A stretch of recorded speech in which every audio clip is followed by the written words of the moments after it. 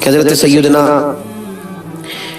عمر فاروق رضی اللہ تعالیٰ عنہ نے حضرت سعید بن عامر رضی اللہ تعالیٰ عنہ کے ایک صوبے کا گورنر بنایا. جناب عمر کا طریقہ مبارکہ تھا کچھ عرصے کے بعد معلوم کرتے تھے گورنروں کے حالات کیا ہیں. آپ ان کے صوبے میں تشریف لے گئے, جامع مسجد میں لوگوں کو جمع کیا.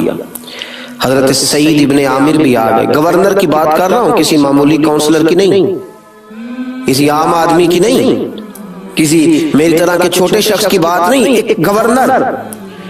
سب لوگ جامع مسجد میں جمع ہیں. گورنر صاحب کو کھڑا کیا اور پوچھا کہ تمہارا گورنر کس طرح کا ہے؟ تو لوگوں نے کہا 4 شکایات ہیں گورنر سے. کون کون سی؟ کہا پہلی بات یہ ہے کہ جب یہ نئے گورنر بن کے آئے تھے تو فجر کی نماز کے بعد لوگوں کے مسائل سننے بیٹھ جاتے تھے. اب نماز فجر کی تکمیل پر گھر چلے جاتے ہیں, اشراق چاشت کے وقت میں یعنی 8-10 بجے آتے ہیں. دوسری شکایت یہ ہے کہ یہ دن کو ملتے ہیں, رات کو ملتے نہیں. تیسری بات یہ ہے کہ ہفتے میں ایک دفعہ ملتے نہیں. چوتھی بات یہ ہے کہ کبھی کبھی رونے لگتے ہیں, اتنا روتے ہیں کہ بے ہوش ہو جاتے ہیں. کس دیوانے کو گورنر بنا دیا ہے؟ کسی ہوش مند کو بنائیے. یہ اصل جمہوریت. حضرت عمر نے سب لوگوں کے بیچ گورنر صاحب سے پوچھ لیا, بتائیے آپ کی شکایات آئی ہیں. آپ پہلے فجر کے بعد بیٹھتے تھے, اب اشراق چاشت کو کیوں آتے؟ تو گورنر صاحب یہ ہیں جن کو حضور نے زندہ کر دیا, جن کی روحیں تازہ ہو گئی, کوئی ملمہ سازی نہیں رہی, ہر چیز حقیقت کا روپ دھار گئی. جو ان کی زبانوں پہ تھا وہ ان کی کیفیات بن گئی, وہ ان پہ طاری ہو گیا. حضرت سعید بن عامر رضی اللہ تعالیٰ نے رو پڑے, کہنے لگے حضور میں نے کہا تھا کہ مجھے عوامی عہدے پہ نہ لگائیے, میں اس قابل نہیں ہوں, اور آپ نے لگا دیا.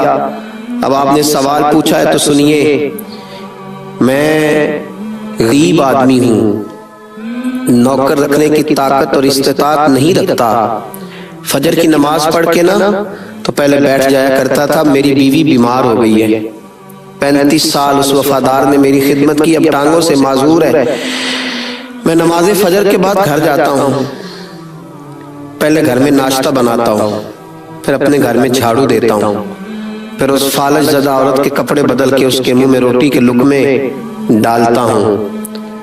واپس آتے دیر ہو جاتی ہے. حضرت عمر کہتے ہیں پہلے جواب نہیں, لوگوں پر سختہ طاری کر دیا. دوسرا سوال یہ ہے کہ دن کو ملتے ہو تو رات کو کیوں نہیں ملتے؟ تو حضرت سعید بن عامر رو پڑے, عرض کرنے لگے حضور داڑھی ساری سفید ہو گئی ہے, پھل پک گیا, پتہ نہیں کس وقت عرش کا مالک بلا لے. تو حضور دن میں نے مخلوق کے لیے رکھا ہے, رات اپنے رب کے لیے رکھی ہوئی. رات مصلی پہ بیٹھ جاتا ہوں, روتا رہتا ہوں, معافیاں مانگتا رہتا ہوں. اب دوسرے جواب نے تو لوگوں کی سب کی آنکھیں آنسوؤں سے بھر دیں, لوگ تڑپنے لگے. حضرت عمر فاروق رضی اللہ تعالیٰ عنہ نے تیسرا سوال پوچھا, فرمایا بتا نا تو ہفتے میں ایک دن ملتا کیوں نہیں؟ پھر روئے, کہ حضور میرا راز تھا, میرے رب کے ساتھ رہ جاتا تو اچھا تھا. فرمایا کیا ہوا؟ عرض کی حضور میں نے عرض کیا نا غریب ہوں, میرے پاس جوڑا ایک ہی ہے, ہفتے میں نا ایک دن اپنے کپڑے دھو کے خشک ہونے کو ڈال لیتا ہوں, پھر بیوی کے کپڑے پہن کے بیٹھا رہتا ہوں. سردی کا موسم ہے تو جوڑا سوٹ خشک ہونے میں شام ہو جاتی ہے, ایک دن نہیں آ پاتا. اب تو حضرت عمر بھی رو پڑے. فرمایا چل آخری بات کر, آخری بات بتا. کبھی کبھی تو بیٹھے بیٹھے رونے لگتا ہے اور پھر بے ہوش ہی ہو جاتا ہے. یہ لفظ کہے تو حضرت سعید بن عامر پھر رو پڑے اور عرض کرنے لگے حضور 40 سال عمر تھی جب کلمہ پڑھا تھا, اور جب 40 سال کے گناہ یاد آتے ہیں تو پھر مجھ سے صبر نہیں ہوتا, پھر میں رو پڑتا ہوں. آپ دعا کریں نا رب کریم مجھ سے حساب نہ لے, میں تو 40 گھنٹوں کا حساب نہیں دے سکتا, 40 سالوں کا کیسے دوں گا. بس اس جواب نے تو جامع مسجد کی دیواروں کو بھی گویا رلا دیا. ہر شخص آہوزاری کرنے لگا, ہر شخص رونے لگا. جناب سیدنا عمر فاروق رضی اللہ تعالیٰ عنہ سے حضرت سعید بن عامر کہنے لگے حضور پردہ تو کھل ہی گیا, بات تو آپ نے سن ہی لی, اب میری سزا کا بھی اعلان کر دیں, اب بتا دیں. تو جناب عمر فاروق رضی اللہ تعالیٰ عنہ نے ہاتھ اٹھائے اور فرمانے لگے, دعا مانگنے لگے, اے اللہ میرے نبی پاک علیہ السلام کی امت کو اس طرح کے کچھ اور گورنر بھی عطا فرما, کچھ اور گورنر بھی اس طرح کے دے۔ میرے عزیزوں، جب ضمیر زندہ ہوتے ہیں، جب طبیعتیں تازہ ہوتی، جب روحیں بیدار ہوتی، پھر اس قسم کے جواں فکر، جواں حوصلہ لوگ پیدا ہوتے ہیں۔ اور جب ہماری سوچیں گناہ کو گناہ ہی نہ سمجھیں، جب لوگ رشوت لے کر کے یہ کہیں کہ میں کوئی غریبوں سے نہیں لیتا، میں صرف امیروں سے لیتا ہوں، تیری ڈیوٹی لگی اب حساب لینے کی، اب تو حساب لیا کرے گا۔ جب لوگ کسی کو گالی دے کے کہیں کہ اس کا بنتا تھا، اس کا ہوتا ہی یہ تھا، اس کا معنی ہے ضمیر مردہ ہو گئے۔ جب لوگ مرنے والوں کے جنازوں پر بھی سودے کرنے لگے، اور جب لوگ میتوں پر بھی سیاست چمکانے لگے، اور جب قوم اتنی دور نکل جائے کہ لوگ کسی کی مجبوری کو خرید کر اس سے فائدہ اٹھانے لگے، اور جب کسی گرے ہوئے پر پیر رکھ کے گزرنا لوگ اپنا اعزاز جاننے لگے، تو پھر ضمیر مردہ ہوتے ہیں۔ میرے نبی پاک علیہ الصلوۃ والسلام نے ضمیروں کو زندہ کیا، تازگی دی، خوبصورتی بانٹ دی، لوگوں کی روحیں تک صاف ہو گئی، ہر چیز بدل گئی۔ حضرت عبداللہ ابن عمر رضی اللہ تعالیٰ عنہ فرماتے ہیں کہ میں نے وہ زمانہ بھی دیکھا تھا، میں نے وہ دور بھی دیکھا تھا جب لوگ ڈاکہ زنی کرتے تھے، چوری کرتے تھے، مال کھا جاتے تھے، اور پھر میں نے وہ دور بھی دیکھا جب لوگوں نے غربتیں تو برداشت کی، لیکن بے ایمانی کو اپنے قریب نہیں آنے دیا، دھوکے فریب کو۔ فرماتے ہیں حضور نے یہ انقلاب برپا کر دی۔ نبی پاک علیہ السلام نے تقوی کی وہ چادر تنی کہ ہر شخص کا چہرہ اس میں چمکنے لگا۔ آپ فرماتے ہیں میں ایک دفعہ سفر پہ جا رہا تھا، رمضان کے علاوہ کچھ ایام تھے، تو میں نکلا، میرے پاس کچھ سرکہ تھا، کچھ کھجوریں تھیں، کچھ خشک چیزیں تھیں، تو میں رستے میں تھا، تو میں نے ایک جگہ پہ بیٹھ کے کھانا کھانے کا ارادہ کیا۔ جناب عبداللہ ابن عمر رضی اللہ تعالیٰ عنہ فرماتے ہیں بڑا خوبصورت اور بڑا نورانی اور بڑے معصوم عکس والا نوجوان بکریاں چراتا ہوا مجھے نظر آیا۔ آپ فرماتے ہیں کہ اس کے چہرے پر عبادت کا نور اور اس کی آنکھوں میں سچائی کا حسن مجھے نظر آیا۔ اس کی داڑھی تو گرد سے بڑی تھی پر روشنی بڑی شاندار تھی۔ آپ فرماتے ہیں کہ میں نے کھانا کھاتا جب آدمی تو قریب بیٹھنے والے کو دعوت دیتا ہے، میں نے کہا کہ میاں کھانا کھا لو، رمضان بھی نہیں تھا اور وہ بکریاں چرا رہا تھا، میں نے کہا کھانا کھا لو، تو کہنے لگا حضور میں نہیں کھا سکتا، میں نے روزہ رکھا ہوا ہے۔ فرماتے میرے دل میں خیال آیا کہ صرف عبادت گزاری ہے یا تقوی کا بھی کوئی معیار اس نے اپنایا۔ میں اس کے قریب گیا تو میں نے جا کے اس کو کہا کہ تیری بکریاں بڑی پیاری، ایک میرے ہاتھ بیچ نہیں دیتا؟ تو کہنے لگا حضور میری ہے، میں تو اجرت پر بکریاں چراتا ہوں، مالک کوئی اور ہے۔ فرماتے میں نے اس سے کہا کہ مالک سے کہہ دینا کہ ایک بکری بھیڑیا لے گیا تھا، بڑی سادی سی میں گفتگو کر رہا ہوں، اس سے کہہ دینا کہ ایک بکری بھیڑیا لے گیا تھا، کیا ہوتا ہے؟ یہاں لوگ آنکھیں چرا کے کہیں کچھ نہیں کر رہے، کہہ دینا۔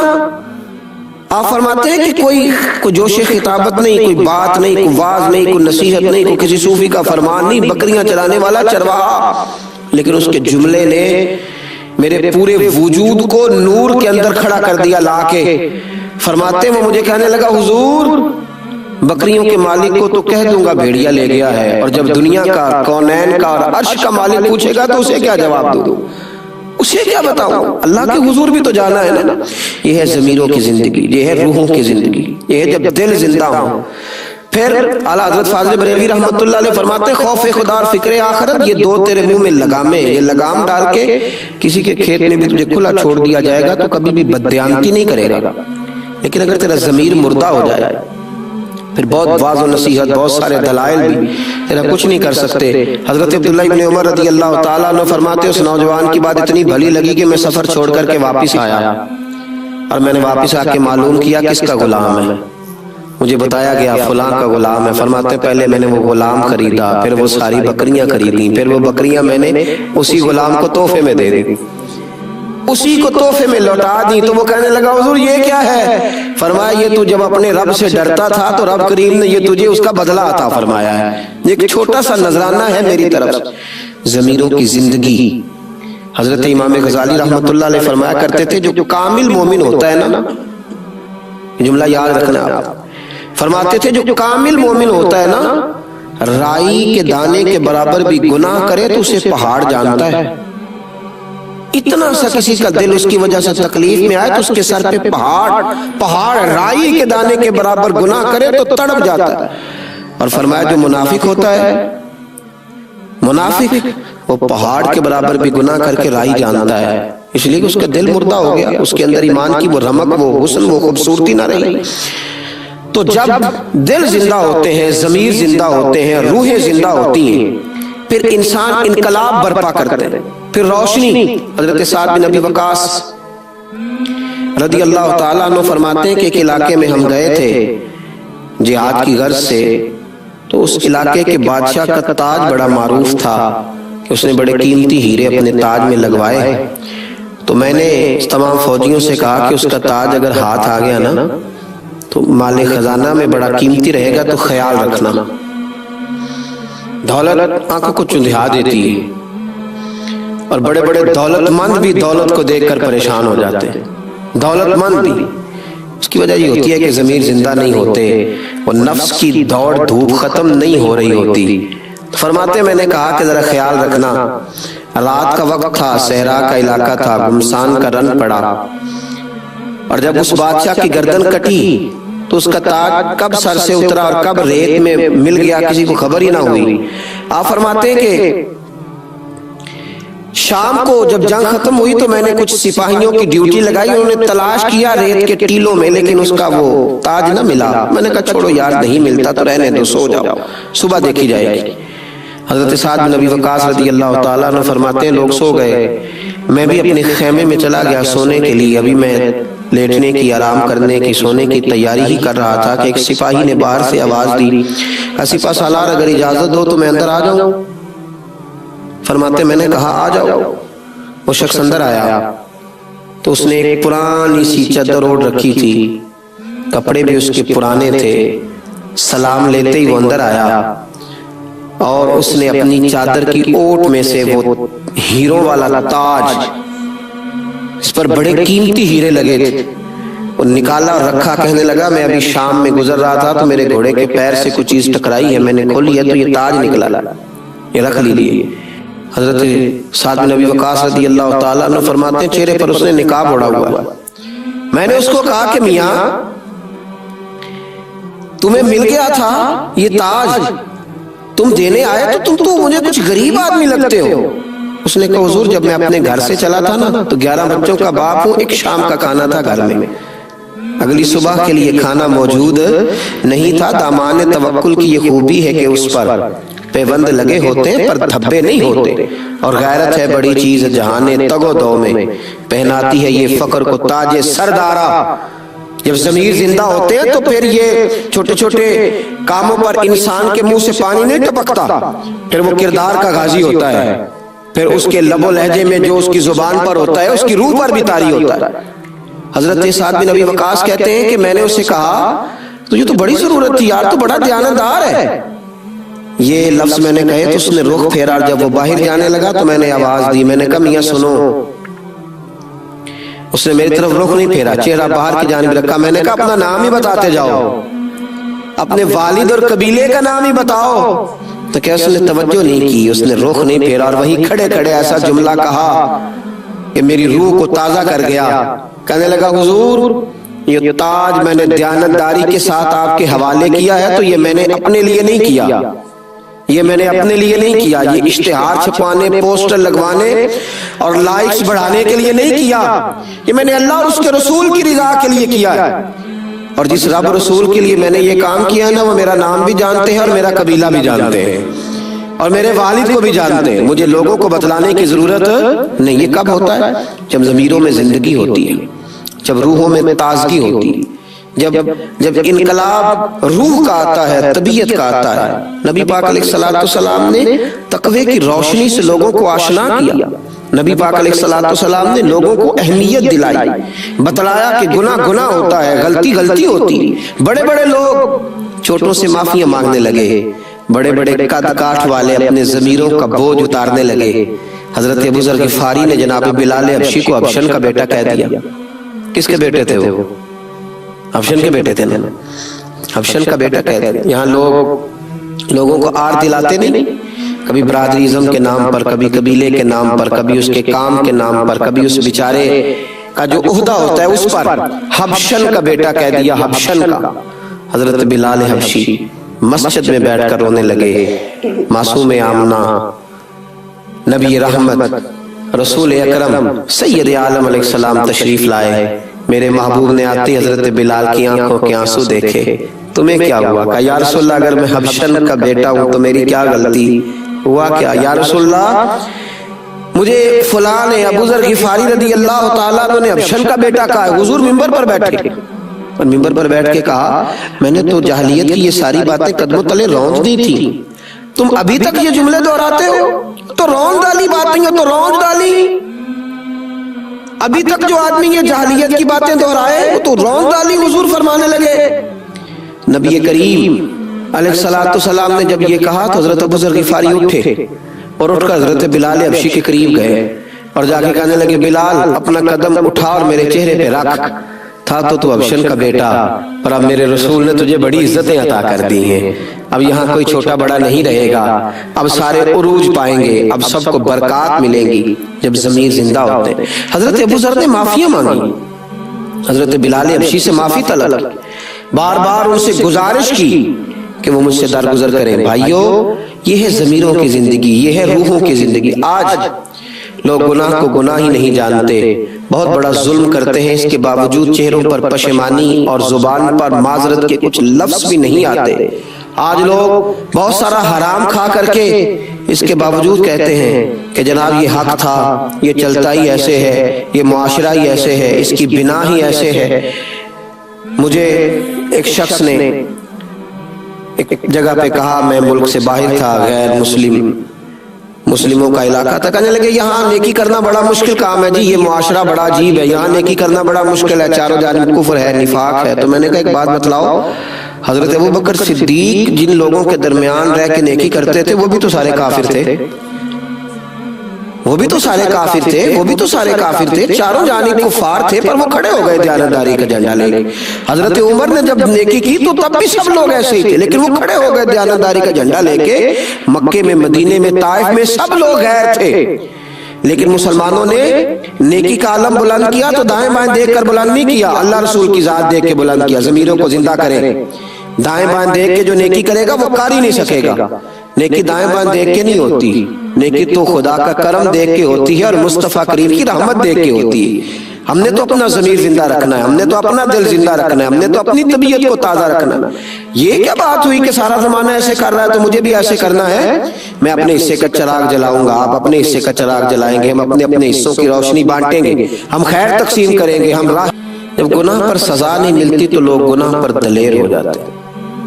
عدالت، قانون اور یہ چیزیں لوگ ان کو اپنی پہنچ میں اور اپنی جیب کے قریب سمجھنے لگتے ہیں تو پھر گناہ ختم نہیں ہوتا۔ جب کچھ لوگ اپنے آپ کو قانون سے بالا جاننے لگتے ہیں پھر قانون صرف غریبوں، مجبوروں، زیر دستوں کے لیے رہ جاتا ہے۔ نبی پاک علیہ السلام کا وہ فرمان سنگ میل کی حیثیت رکھتا ہے، سنگ میل کی۔ جب ایک بہت بڑے خاندان کی اس خاتون نے چوری کی اور کچھ لوگ ان کے سفارشی بن کے آئے تو ایک سنگ میل، ایک دستور، ایک جملے میں نبی پاک علیہ السلام نے پوری کائنات کی ساری حقیقتیں سمیٹ کے رکھنی۔ فرمایا مجھ سے سفارش نہ کرو اس خاتون کے لیے، اس پر چوری ثابت ہو گئی۔ فرمایا اگر میری بیٹی فاطمہ جن کا نام لیتے وقت ادب سے آنکھیں جھکتی ہیں، زبان عرق گلاب سے وضو کرنے کو دل چاہتا ہے، کئی دفعہ دھوئیں تو پھر بھی شرم محسوس ہو، اتنا بڑا نام، اتنا پاکیزہ نام۔ فرمایا محبوب نے میری فاطمہ بھی چوری کرتی تو میں اس کے بھی ہاتھ کاٹ دیتا۔ گویا اتنی بڑی بات حضور نے کر کے یہ دروازہ ہی بند کر دیا کہ گناہ پر اگر سزا نہیں ملے گی تو جرم ختم نہیں ہوگا۔ تو نبی پاک علیہ السلام نے سب سے پہلا انتظام معاشرے سے گناہ کو ختم کرنے کے لیے یہ کیا کہ گناہوں پر سخت سزائیں رکھی۔ حضور رحمت للعالمین ہے، لیکن میرے محبوب نے اپنے سامنے لوگوں کو کوڑے مروائے۔ حضور علیہ السلام نے اپنی نگاہوں کے سامنے لوگوں کو سنسار کروایا، سزائیں دلوائیں۔ وہ بھی حضور کی رحمت ہے، وہ بھی کرم ہے۔ جڑی بوٹی اگر کٹ جاتی ہے تو باقی فصل کا نفع ہوتا ہے۔ تو سزا کا اعلان حضور نے کیا، پہلی بات۔ دوسری بات یہ کہ نبی پاک صلی اللہ تعالی علیہ وسلم نے ان سارے اسباب سے منع کر دیا جو گناہ کی طرف لے کر کے جاتے ہیں۔ شریعت اسلامیہ نے صرف یہ نہیں کہا کہ شراب پینا حرام ہے، بلکہ شراب کی طرف جتنے اسباب ہیں حضور نے فرمایا شراب بنانے والا بھی لعنتی ہے۔ صرف پینے والے کی بات نہیں، بنانے والا بھی، خریدنے والا بھی، بیچنے والا بھی، گواہ بننے والا بھی، اس سودے کو سمجھنے والا اور اس پر راضی ہونے والا بھی، اس کے لیے اسباب فراہم کرنے والا بھی۔ نبی پاک نے ان سارے اسباب کو جو گناہ کی طرف لے کر کے جاتے ہیں، عمل کا رستہ اس وقت صاف ہوتا ہے جب گناہ کا رستہ بند ہوتا ہے۔ نبی پاک نے ان تمام اسباب کو روک دیا۔ یہ نہیں حضور نے صرف فرمایا کہ زنا کرنا ہی برا ہے، فرمایا بری نظر سے عورت کو دیکھنا بھی برا ہے۔ فرمایا صرف زنا اس مخصوص عمل ہی کا نام نہیں ہے، بلکہ فرمایا کہ کانوں کا بھی زنا ہے، آنکھوں کا بھی زنا ہے، زبان کا بھی زنا ہے۔ اگر تو گندی گفتگو کرتا ہے جس سے لوگوں کے دلوں میں برے خیالات پیدا ہوں تو نبی پاک نے اس سے بھی منع کیا، فرمایا تیری زبان کا زنا۔ اگر تو گندی چیز دیکھتا ہے جس سے ہیجان پیدا ہوتا ہے تو اس سے بھی حضور نے روک دیا، یہ تیری آنکھ کا زنا ہے۔ اور تیرا کان اگر گند سننے کے بعد اس غلاظت کی طرف، اس گناہ کی طرف مائل ہوتا ہے تو حضور صلی اللہ علیہ وسلم نے اس سے بھی روک دیا۔ تو گناہ کی طرف جو اسباب لے کر کے جاتے ہیں، نبی کریم علیہ السلام نے تو مرد عورت کو اکٹھا رہنے سے سرے سے منع کر دیا۔ فرمایا جہاں مرد اور عورت تنہا ہوتے ہیں وہاں تیسرا شیطان ہوتا ہے۔ پہلی بات یہ کہ گناہ ختم کرنے کے لیے حضور نے سخت سزا کا اعلان فرمایا، قانون کے مطابق اسے کڑی سزا دی جائے گی، رعایت نہیں دی جائے گی۔ اور پھر دوسری بات یہ کہ میرے محبوب کریم علیہ السلام نے گناہ کی طرف لے جانے والے جتنے رستے تھے ان سب رستوں پر ہی پابندی لگا دی، ان سب رستوں پر ہی۔ وہ لوگ جو بڑے مقدس بنتے ہیں، آئے ہیں نا مارکیٹ میں ایسے لوگ جو کہتے ہیں کہ یہ تو شاگرد ہے، یہ تو مریدنی ہے، یہ تو فلاں ہے، یہاں تو گنجائش ہے، یہ تو بیٹی جیسی ہے، یہ تو بیٹی کی طرح ہے، یہ تو میری بہنوں کی طرح۔ ان رستوں پہ بھی حضور نے پابندی لگا دی۔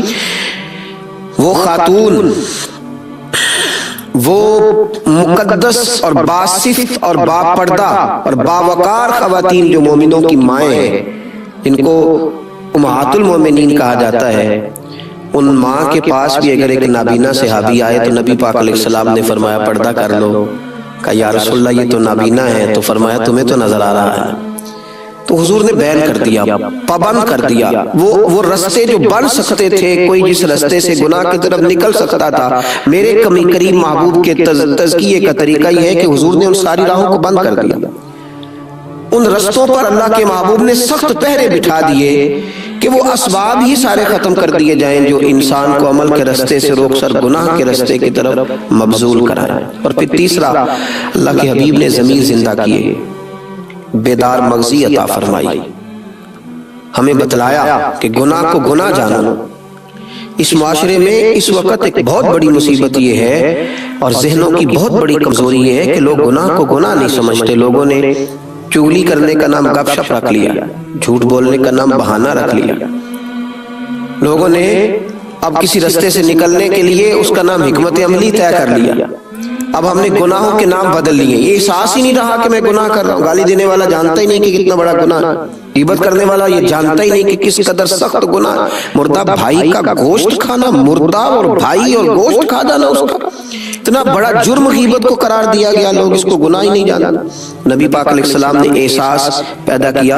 ہمارے بزرگ مثال دیا کرتے ہیں، وہ فرماتے ہیں کہ یہ احساس ہوتا ہے، آپ بڑا اچھا گوشت کھا رہے تھے، اچھا بھنا ہوا تھا، اور آپ نے جب پہلا لقمہ لگایا تو آپ کو اس کی لذت بھی آئی کہ گوشت بڑا اچھا خوبصورت ہے، اچھا تیار کیا گیا، لیکن کسی نے کان میں بتا دیا کہ صدقے کا ہے،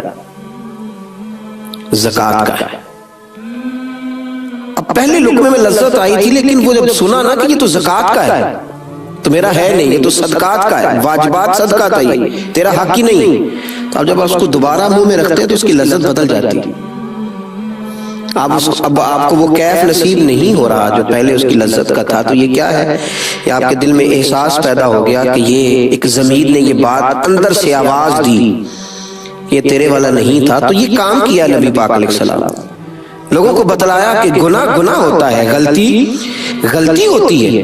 اسی لیے लोग खुद बखुद आ जाते थे। कबीला गामदिया की औरत खुद बखुद आई थी, कोई उसे लेने नहीं गया, वो आके खड़ी हुई और उसने लफ्ज ये अदा किए, कहने लगी अब कभी गौर करें ना कि एक औरत जिससे गलती हो गई, उसके पेट में नाजायज बच्चा है, उसको किसी ने दुर्रे मार के मनवाया नहीं है, बल्कि वो खुद आ गई है और आके खड़ी हुई और कहती पता क्या है, कहती या रसूलल्लाह मैं हलाक हो गई। हुजूर ने पूछा तुझे किसने हलाक किया? तो कहती क्या, हुजूर मेरे गुनाह ने मुझे हलाक कर दिया,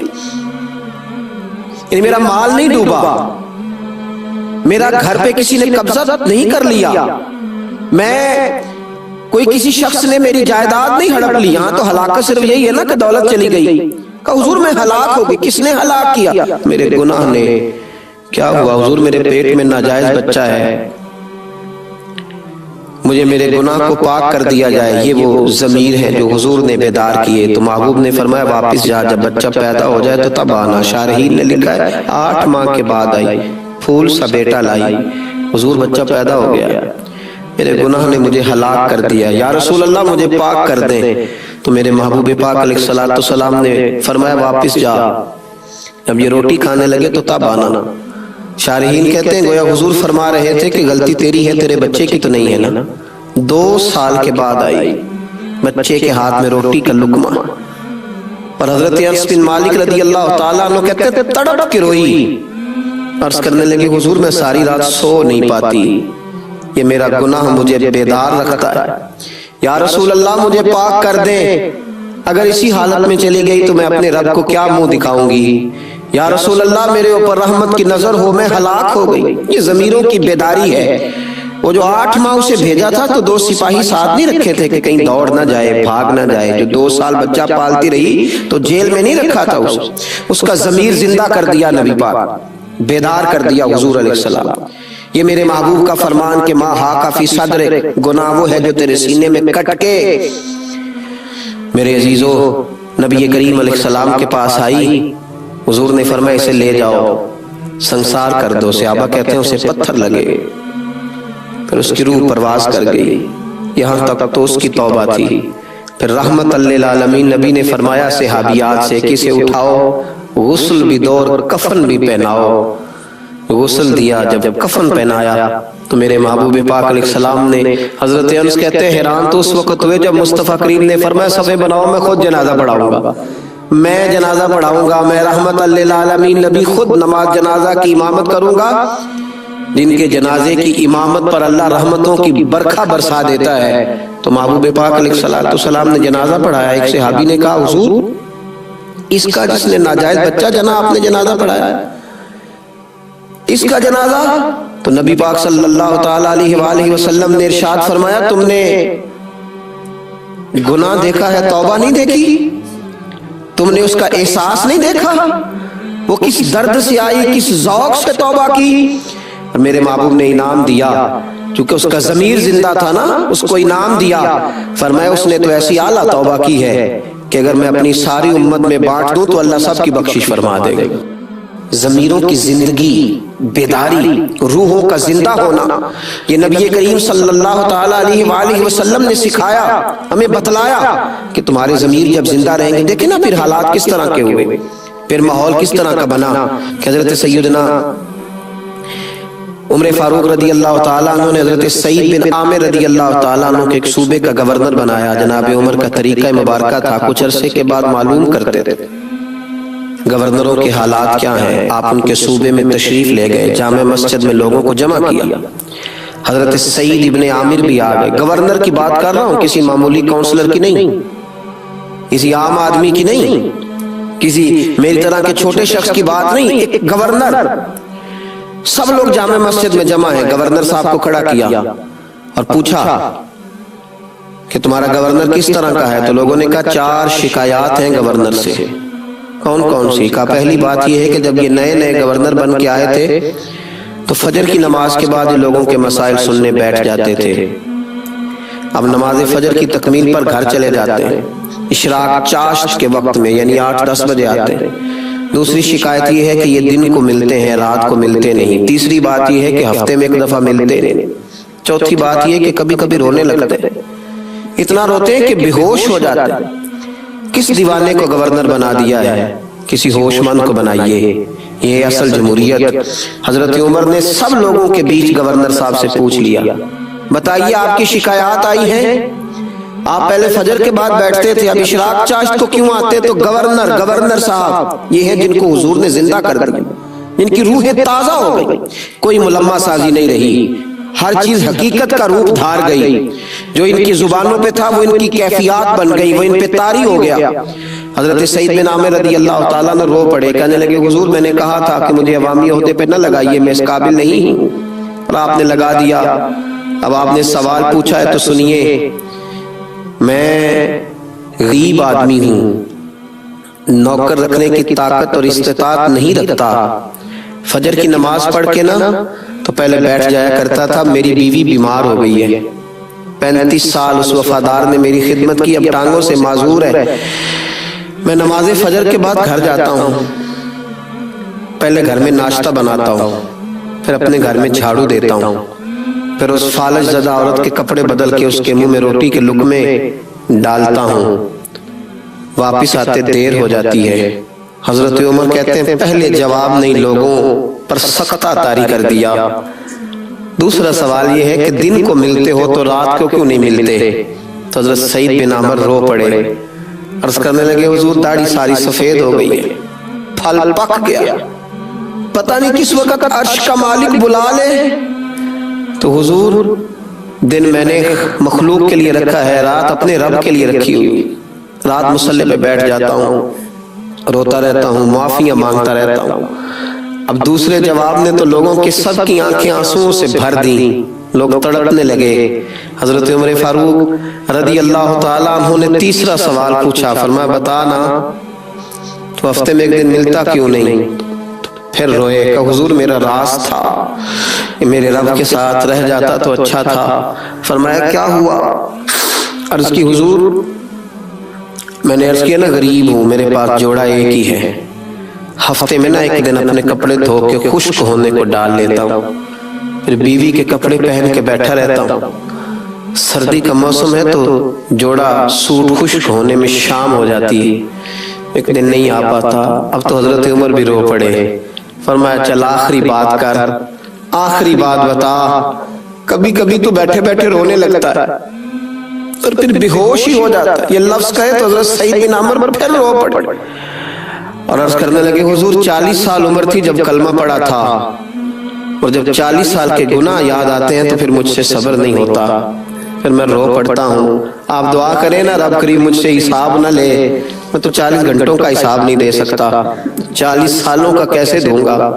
بس اس جواب نے تو جامع مسجد کی دیواروں کو بھی گویا رلا دیا. ہر شخص آہوزاری کرنے لگا, ہر شخص رونے لگا. جناب سیدنا عمر فاروق رضی اللہ تعالیٰ عنہ سے حضرت سعید بن عامر کہنے لگے حضور پردہ تو کھل ہی گیا, بات تو آپ نے سن ہی لی, اب میری سزا کا بھی اعلان کر دیں, اب بتا دیں. جناب عمر فاروق رضی اللہ تعالیٰ عنہ نے ہاتھ اٹھائے اور فرمانے لگے, دعا مانگنے لگے, اے اللہ میرے نبی پاک علیہ السلام کی امت کو اس طرح کے کچھ اور گورنر بھی عطا فرما, کچھ اور گورنر بھی اس طرح کے دے. میرے عزیزو جب ضمیر زندہ ہوتے ہیں, جب طبیعتیں تازہ ہوتی, جب روحیں بیدار ہوتی, پھر اس قسم کے جواں فکر, جواں حوصلہ لوگ پیدا ہوتے ہیں. اور جب ہماری سوچیں گناہ کو گناہ ہی نہ سمجھیں, جب لوگ رشوت لے کر کے یہ کہیں کہ میں کوئی غریبوں سے نہیں لیتا, میں صرف امیروں سے لیتا ہوں, تیری ڈیوٹی لگی اب حساب لینے کی, تو حساب لیا کرے. جب لوگ کسی کو گالی دے کے کہیں کہ اس کا بنتا تھا, اس کا ہوتا ہی یہ تھا, اس کا معنی ہے ضمیر مردہ ہو گئے. جب لوگ مرنے والوں کے جنازوں پر بھی سودے کرنے لگے, اور جب لوگ میتوں پر بھی سیاست چمکانے لگے, اور جب قوم اتنی دور نکل جائے کہ لوگ کسی کی مجبوری کو خرید کر اس سے فائدہ اٹھانے لگے, اور جب کسی گرے ہوئے پر پیر رکھ کے گزرنا لوگ اپنا اعزاز جاننے لگے, تو پھر ضمیر مردہ ہوتے ہیں.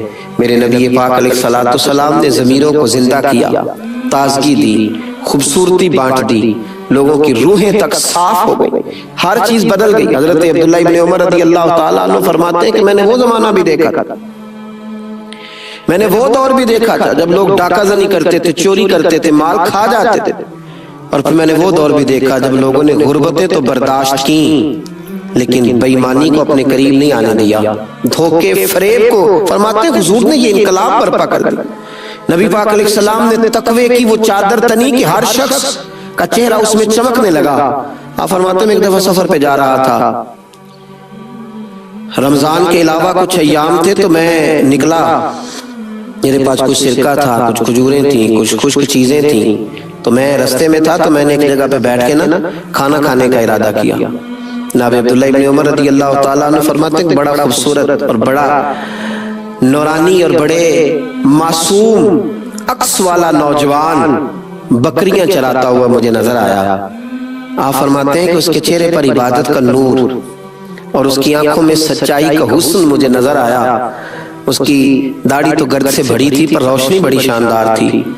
آپ فرماتے ہیں کہ میں نے نا کھانا کھاتا جب آدمی تو قریب بیٹھنے والے کو دعوت دیتا ہے، میں نے کہا کہ میاں کھانا کھا لو، رمضان بھی نہیں تھا اور وہ بکریاں چرا رہا تھا، میں نے کہا کھانا کھا لو، تو کہنے لگا حضور میں نہیں کھا سکتا، میں نے روزہ رکھا ہوا ہے۔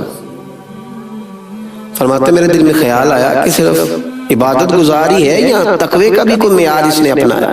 میں اس کے قریب گیا تو میں نے جا کے اس کو کہا کہ تیری بکریاں بڑی پیاری ہیں، ایک میرے ہاتھ بیچ نہیں دیتا؟ تو کہنے لگا حضور میری ہے، میں تو اجرت پر بکریاں چراتا ہوں، مالک کوئی اور ہے۔ فرماتے میں نے اس سے کہا کہ مالک سے کہہ دینا کہ ایک بکری بھیڑیا لے گیا تھا، بڑی سادی سی میں گفتگو کر رہا ہوں، اس سے کہہ دینا کہ ایک بکری بھیڑیا لے گیا تھا، کیا ہوتا ہے؟ یہاں لوگ آنکھیں چرا کے کہیں کچھ نہیں کر رہے، کہہ دینا۔ آپ فرماتے ہیں کہ کوئی جوش خطابت نہیں، کوئی بات نہیں، کوئی واز نہیں، کوئی نصیحت نہیں، کوئی کسی صوفی کا فرمان نہیں، بکریاں چرانے والا چرواہا، لیکن اس کے جملے نے میرے پورے وجود کو نور کے اندر کھڑا کر دیا لا کے۔ فرماتے ہیں وہ مجھے کہنے لگا حضور بکریوں کے مالک کو تو کہہ دوں گا بھیڑیا لے گیا ہے، اور جب دنیا کا، کونین کا اور عرش کا مالک پوچھے گا تو اسے کیا جواب دوں، اسے کیا بتاؤں؟ اللہ کے حضور بھی تو جانا ہے نا۔ یہ ہے ضمیروں کی زندگی، یہ ہے روحوں کی زندگی، یہ ہے جب دل زندہ ہو۔ پھر اعلیٰ حضرت فاضل بریلوی رحمۃ اللہ علیہ فرماتے خوف خدا اور فکر آخرت یہ دو تیرے منہ میں لگامے، یہ لگام ڈال کے کسی کے کھیت میں بھی تجھے کھلا چھوڑ دیا جائے گا تو کبھی بھی بددیانتی نہیں کرے گا، لیکن اگر تیرا ضمیر مردہ ہو جائے پھر بہت واضح و نصیحت، بہت سارے دلائل بھی تیرا کچھ نہیں کر سکتے۔ حضرت عبداللہ ابن عمر رضی اللہ تعالیٰ عنہ فرماتے اس نوجوان کی بات اتنی بھلی لگی کہ میں سفر چھوڑ کر کے واپس آیا، اور میں نے واپس آ کے معلوم کیا کس کا غلام ہے۔ مجھے بتایا گیا فلاں کا غلام ہے۔ فرماتے پہلے میں نے وہ غلام خریدا، پھر وہ ساری بکریاں خریدیں، پھر وہ بکریاں میں نے اسی غلام کو تحفے میں دے دی، اسی کو تحفے میں لوٹا دی۔ تو وہ کہنے لگا حضور یہ کیا ہے؟ فرمایا یہ تو جب اپنے رب سے ڈرتا تھا تو رب کریم نے یہ تجھے اس کا بدلہ عطا فرمایا ہے، ایک چھوٹا سا نذرانہ ہے میری طرف سے۔ ضمیروں کی زندگی۔ حضرت امام غزالی رحمۃ اللہ علیہ فرمایا کرتے تھے جو کامل مومن ہوتا ہے نا، یہ جملہ یاد رکھنا آپ، فرماتے تھے جو کامل مومن ہوتا ہے نا، رائی کے دانے کے برابر بھی گناہ کرے تو اسے پہاڑ جانتا ہے۔ اتنا سا کسی کا دل اس کی وجہ سے تکلیف میں آئے تو اس کے سر پہ پہاڑ رائی کے دانے کے برابر گناہ کرے تو تڑپ جاتا ہے۔ اور فرمایا جو منافق ہوتا ہے، منافق وہ پہاڑ کے برابر بھی گناہ کر کے رائی جانتا ہے، اس لیے کہ اس کا دل مردہ ہو گیا، اس کے اندر ایمان کی وہ رمق، وہ حسن، وہ خوبصورتی نہ رہی۔ تو جب دل زندہ ہوتے ہیں، ضمیر زندہ ہوتے ہیں، روحیں زندہ ہوتی ہیں، پھر انسان انقلاب برپا کرتے ہیں، پھر روشنی۔ حضرت سعد بن ابی وقاص رضی اللہ تعالیٰ عنہ فرماتے ہیں کہ ایک علاقے میں ہم گئے تھے جہاد کی غرض سے، تو اس علاقے کے بادشاہ کا تاج بڑا معروف تھا کہ اس نے بڑے قیمتی ہیرے اپنے تاج میں لگوائے۔ تو میں نے تمام فوجیوں سے کہا کہ اس کا تاج اگر ہاتھ آ گیا نا تو مال خزانہ میں بڑا قیمتی رہے گا، تو خیال رکھنا۔ دولت آنکھوں کو چندھا دیتی ہے، اور بڑے بڑے دولت مند بھی دولت کو دیکھ کر پریشان ہو جاتے ہیں، دولت مند بھی۔ اس کی وجہ یہ ہوتی ہے کہ ضمیر زندہ نہیں ہوتے، وہ نفس کی دوڑ دھوپ ختم نہیں ہو رہی ہوتی۔ فرماتے میں نے کہا کہ ذرا خیال رکھنا، رات کا وقت تھا، صحرا کا علاقہ تھا، گمسان کا رن پڑا، اور جب اس بادشاہ کی گردن کٹی تو اس کا تاج کب سر سے اترا اور کب ریت میں مل گیا کسی کو خبر ہی نہ ہوئی۔ آپ فرماتے ہیں کہ شام کو جب جنگ ختم ہوئی تو میں نے کچھ سپاہیوں کی ڈیوٹی لگائی، انہوں نے تلاش کیا ریت کے ٹیلوں میں، لیکن اس کا وہ تاج نہ ملا۔ میں نے کہا چھوڑو یار، نہیں ملتا تو رہنے دو، سو جاؤ، صبح دیکھی جائے گی۔ حضرت سعد بن ابی وقاص رضی اللہ تعالیٰ عنہ فرماتے ہیں لوگ سو گئے، میں بھی اپنے خیمے میں چلا گیا سونے کے لیے۔ ابھی میں لیٹنے کی، آرام کرنے کی، سونے کی تیاری ہی کر رہا تھا کہ ایک سپاہی نے باہر سے آواز دی، سپہ سالار اگر اجازت دو تو میں اندر آ جاؤں۔ فرماتے میں نے کہا آ جاؤ۔ وہ شخص اندر آیا تو اس نے ایک پرانی سی چادر اوڑھ رکھی تھی، کپڑے بھی اس کے پرانے تھے۔ سلام لیتے ہی وہ اندر آیا اور اس نے اپنی چادر کی اوٹ میں سے وہ ہیروں والا تاج، اس پر بڑے قیمتی ہیرے لگے تھے، وہ نکالا اور رکھا۔ کہنے لگا میں ابھی شام میں گزر رہا تھا تو میرے گھوڑے کے پیر سے کچھ چیز ٹکرائی ہے، میں نے کھولی ہے تو یہ تاج نکلا، یہ رکھ لیجیے۔ حضرت سعد بن ابی وقاص رضی اللہ تعالیٰ عنہ فرماتے ہیں چہرے پر اس نے نقاب اوڑھا ہوا۔ میں نے اس کو کہا کہ میاں تمہیں مل گیا تھا یہ تاج، تم دینے آئے تو تم تو مجھے کچھ غریب آدمی لگتے ہو۔ اس نے کہا حضور جب میں اپنے گھر سے چلا تھا نا تو 11 بچوں کا باپ ہوں، ایک شام کا کھانا تھا گھر میں، اگلی صبح کے لیے کھانا موجود نہیں تھا۔ دامان توکل کی یہ خوبی ہے کہ اس پر پیوند لگے ہوتے ہیں پر دھبے نہیں ہوتے، اور غیرت ہے بڑی چیز جہاں تگ و دو میں پہناتی ہے یہ فقر کو تاج سردارا۔ جب ضمیر زندہ ہوتے ہیں تو پھر یہ چھوٹے چھوٹے کاموں پر انسان کے منہ سے پانی نہیں ٹپکتا، پھر وہ کردار کا غازی ہوتا ہے، پھر اس کے لب و لہجے میں جو اس کی زبان پر ہوتا ہے اس کی روح پر بھی طاری ہوتا ہے۔ حضرت سعد بن ابی وقاص کہتے ہیں کہ میں نے اسے کہا تجھے تو بڑی ضرورت تھی یار، تو بڑا دیانتدار ہے۔ یہ لفظ میں نے کہے تو اس نے رخ پھیرا، اور جب وہ باہر جانے لگا تو میں نے آواز دی، میں نے کہا میاں سنو۔ اس نے میری طرف رخ نہیں پھیرا، چہرہ باہر کی جانب رکھا۔ میں نے کہا اپنا نام ہی بتاتے جاؤ، اپنے والد اور قبیلے کا نام ہی بتاؤ۔ تو کیا اس نے توجہ نہیں کی، اس نے رخ نہیں پھیرا، اور وہی کھڑے کھڑے ایسا جملہ کہا کہ میری روح کو تازہ کر گیا۔ کہنے لگا حضور یہ تاج میں نے دیانتداری کے ساتھ آپ کے حوالے کیا ہے، تو یہ میں نے اپنے لیے نہیں کیا، یہ میں نے اپنے لیے نہیں کیا، یہ اشتہار چھپانے، پوسٹر لگوانے اور لائکس بڑھانے کے لیے نہیں کیا، یہ میں نے اللہ اور اس کے رسول کی رضا کے لیے کیا ہے۔ اور جس رب رسول کے لیے میں نے یہ کام کیا ہے نا، وہ میرا نام بھی جانتے ہیں اور میرا قبیلہ بھی جانتے ہیں اور میرے والد کو بھی جانتے ہیں، مجھے لوگوں کو بتلانے کی ضرورت نہیں۔ یہ کب ہوتا ہے؟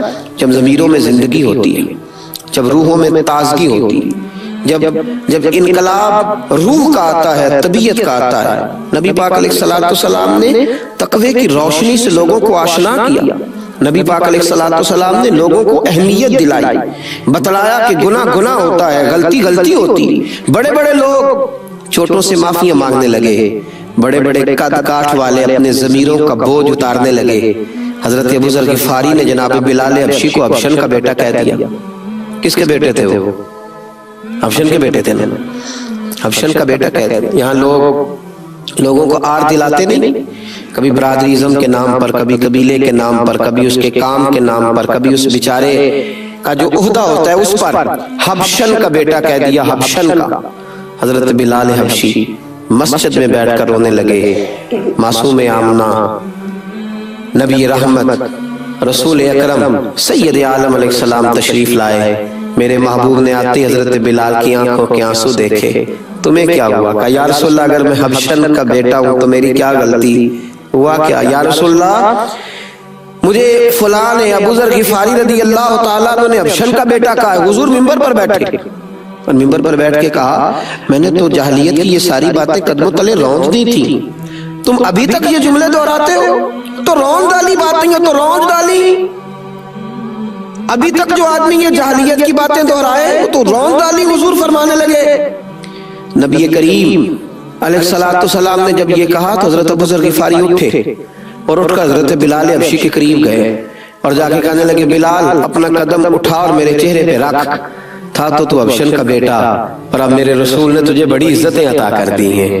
اب یہاں کوئی چھوٹا بڑا نہیں رہے گا، اب سارے عروج پائیں گے، اب سب کو برکات ملیں گی جب ضمیر زندہ ہوتے ہیں۔ حضرت ابو ذر نے معافیاں مانگی، حضرت بلال حبشی سے معافی طلب کی، بار بار ان سے گزارش کی کہ وہ مجھ سے درگزر کریں۔ بھائیو یہ ہے ضمیروں کی زندگی، یہ ہے روحوں کی زندگی۔ آج لوگ گناہ کو گناہ ہی نہیں جانتے، بہت بڑا ظلم کرتے ہیں، اس کے باوجود چہروں پر پشیمانی اور زبان پر معذرت کے کچھ لفظ بھی نہیں آتے۔